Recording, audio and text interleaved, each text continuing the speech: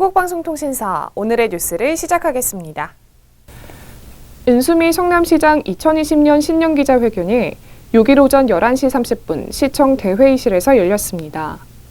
이날 기자회견장에는 은수미 성남시장을 비롯해 시청 언론 담당 관계자와 성남시를 출입하는 언론인 등 300여 명이 참석했습니다.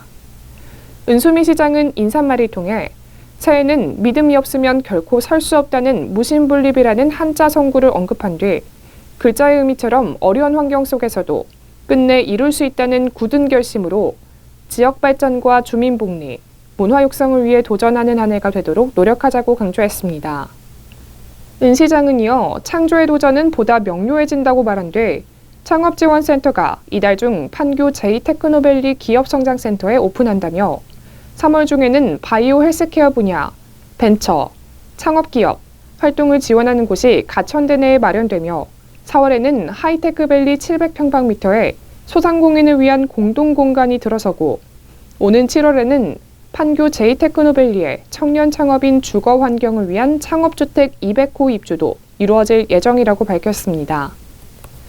은 시장은 또 지난 연말 국토부가 상대원동의 일반 산업단지 재생사업 활성화 계획 승인 등에 따라 LH를 활성화구역 사업 시행자로 지정해 행복주택 184호 건설 공사도 시작하며 지난해 12월 도시재생 인정사업 공모에 성남 일반산업단지 재생사업지구 활성화구역으로 선정돼 국비 50억을 유치해 근로자 종합복지관 이전 사업도 추진한다고 언급했습니다. 은 시장은 편익 및 복지 증진을 위한 시설과 관련해서는 뱀회산 체육시설, 여수공원 유소년 축구장, 판교 체육시설, 여수 지하차도 상부 체육시설과 시청공원 내 다목적 체육시설이 올해 안에 준공되며 9월에는 금곡공원 내 국민체육센터가 착공되며 내년 3월에는 정자동의 클럽하우스를 겸비한 축구센터가 준공될 예정이라고 말했습니다.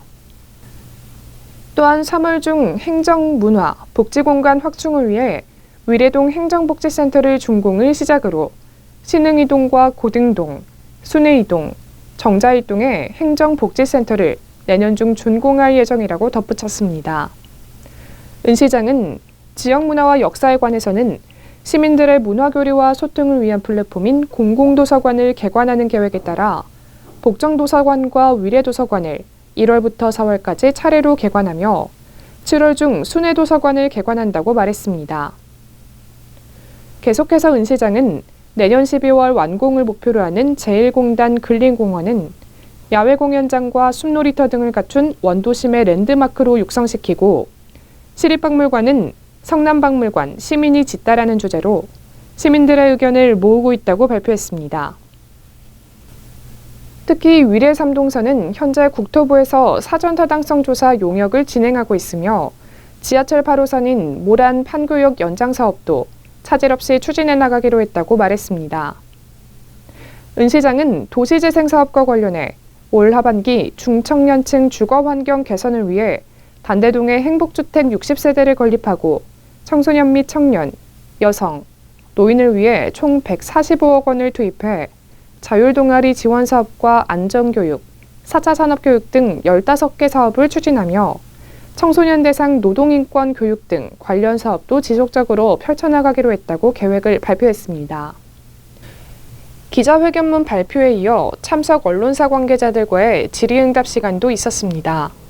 참석 언론사 관계자들이 아프리카 돼지열병, 독감 등 전염병 예방 대책과 재건축이나 재개발로 인한 주변 보호수 훼손, 성남사랑 상품권이 스폰서 유치가 저조하다, 대책이 무엇인가를 묻자 은 시장은 전염병 예방은 방역 체계를 가동시켜 사전에 미리 예방하고 보호수 문제는 국가 보호수종을 가려 보호하며 스폰서 유치 대책은 근본적인 시설 운영, 예산에 어려움이 봉착돼 있어 시의회의 의결을 거쳐 대안을 마련하겠다고 답변했습니다. 이상 한국방송통신사 뉴스였습니다.